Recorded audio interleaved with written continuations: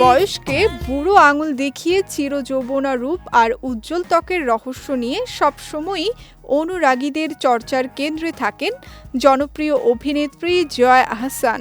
তবে প্রচলিত কড়া জিম রুটিনের প্রতি তার একেবারেই ঝোঁক নেই। শরীর ও মনকে সতেজ রাখতে তিনি বেছে নিয়েছেন ভিন্ন ও প্রকৃতির কাছাকাছি এক জীবনযাপন। নিজের এই রূপ ও ত্বকের রহস্য নিয়ে খোলামেলাভাবেই কথা বলেছেন অভিনেত্রী। তিনি জানান, নিয়মিত জিমে যাওয়ার ক্ষেত্রে তার বড় রকমের আলসেমি রয়েছে।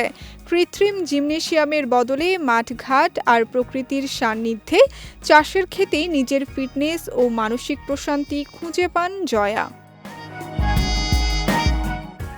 এই অভিনেত্রী বলেন, জিম করার প্রয়োজনীয়তা অস্বীকার না করলেও নিয়মিত সেখানে যাওয়া তার হয়ে ওঠে না। বরং নিজের মতো করেই ফিট থাকার পথ বেছে নিয়েছেন তিনি। গাছ লাগানো বা চাষাবাদের সময় মাটি প্রস্তুত করা থেকে শুরু করে প্রয়োজনে কোদাল দিয়ে মাটি কোপানোর কায়িক কাজও তিনি করেন নিজের হাতে। বাড়িতেই তিনি হরেক রকমের রাসায়নিক সারমুক্ত তাজা সবজি চাষ করেন এবং নিজের হাতে ফলানো সেসব তাজা খাবারই সবচেয়ে বেশি পছন্দ করেন। তবে নিজের পছন্দকে একদম আটকে রাখেন না। সুযোগ পেলেই প্রিয় পিৎজা কিংবা বাইরের খাবারও পরম তৃপ্তিতে খান। জাঙ্কফুড খাওয়া প্রসঙ্গে জয়া বলেন, মাঝে মধ্যে মুখরোচক খাবার খেলেও তিনি তা নিয়ে অপরাধ বোধে ভোগেন না।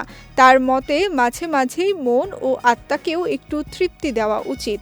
আর প্রতিটি খাবারে খুব বেশি হিসাব কষে চলতে গেলে জীবনের সুন্দর অভিজ্ঞতাগুলো উপভোগ করাই কঠিন হয়ে পড়ে।